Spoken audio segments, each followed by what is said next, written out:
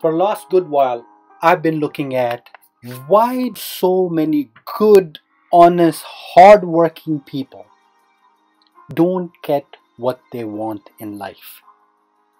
And more I researched, more I looked at from my own failures, successes, and things that others have done and are doing, more I realize that there is one thing that you need to do to make sure your world is going towards the right direction.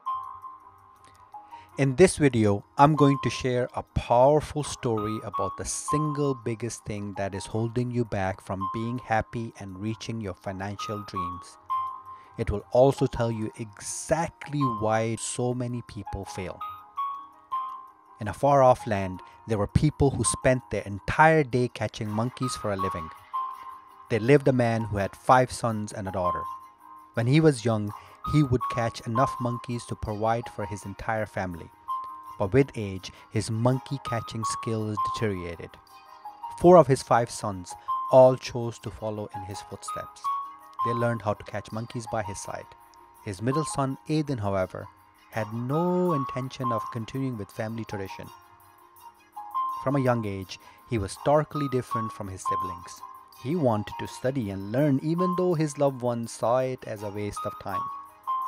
They argued that no school would teach him how to catch monkeys, the only source of income that they had ever known. His heart was not in the right place. He struggled every day. He would get into trouble for not being able to catch anything, for not being good enough. He would leave home, and rather than chasing and catching, he chose instead to sit and observe the other catchers and how the monkeys behaved before, during, and after they were captured. Then one day, Aiden created a solution that would change the monkey catching world forever. When he realized he was on to something massive, he ran to his father. Excitedly, he told him that he found a way to catch monkeys with nothing more than few peanuts.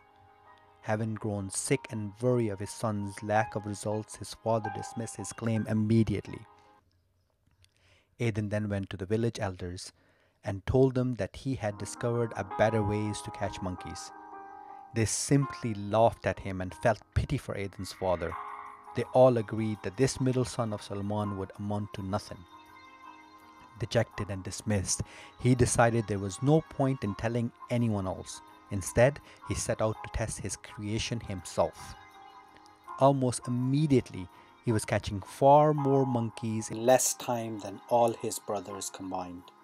In fact, he had exceeded everyone else's results by a mile. With a success in hand, he called a meeting with his siblings and created a plan for their collective growth. The catching would be left to Aiden's creation while they would go into the market to build alliance for growth. They would meet at the end of each day and Aiden would give each one of them some monkeys to take home as their contribution. One day, Aiden's father saw the monkey exchange taking place. He got very angry.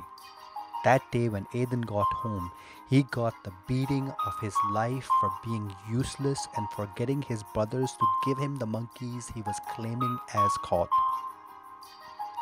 The beating continued until his sister could no longer take it. She screeched, "Dad, please stop, you have it wrong." Aiden was not taking the monkeys from his brother, it was the other way around. He was giving them. He has the ability to catch more monkeys than the entire village. His father could not believe it. "How can you catch more than everyone else?" he asked angrily. "I created something that helps me do it, Dad," replied Aiden. "Show me," demanded his father. Aiden explained, "I use a leather tether, a coconut, and peanuts. I set it up and go for a swim or play with my friends.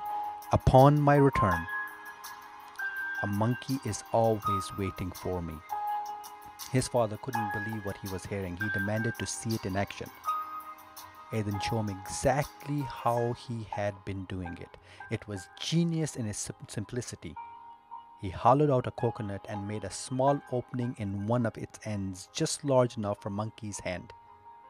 He then secured one end of the leather tether around a tree and tied the other end to the other side of the coconut. Finally, he placed some Peanuts. inside the coconut. He and his father then hid a few feet away and waited quietly. Before long, a monkey came by, drawn by the irresistible smell of the peanuts. No doubt. The monkey quickly put its hand inside the coconut to grab his quick snack. With its fists closed tightly around the peanuts, the monkey's hand was no longer able to pass through the hole. Panicked, the monkey pulled harder and harder without realizing the one simple step it needed to break free: letting go of the peanuts. He then caught more monkeys with nothing more than a handful of peanuts. Believe it or not, that monkey represents the majority of us. How many people do you know who are working for peanuts? Too scared to stop what they're doing to create more time to do the things they love and to build and create what they want. How many people are holding so tight to what they believe to be true that they never step back and look for other ways of accomplishing their ambitions? Many people hang on to these peanuts for dear life because they are terrified of the prospect of losing what they have. Many blindly cling to modest incomes so that they don't have to step out into what they consider to be blind terror of the unknown. Monkey will lose his freedom for the rest of his life.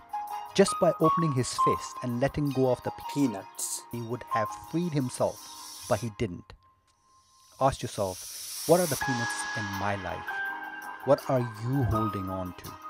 In the comments below, take the first step towards setting yourself free. Open your hand and spill the peanuts on what is holding you back. Thank you very much. Write in comments below, what are your peanuts? Let it out. And only after that are you going to be able to move to the next stage. And I will tell you and give you exactly what the next stage is. So please go in the comments below and write what are your peanuts. And let's give you a blueprint that will change your life forever. Thank you very much.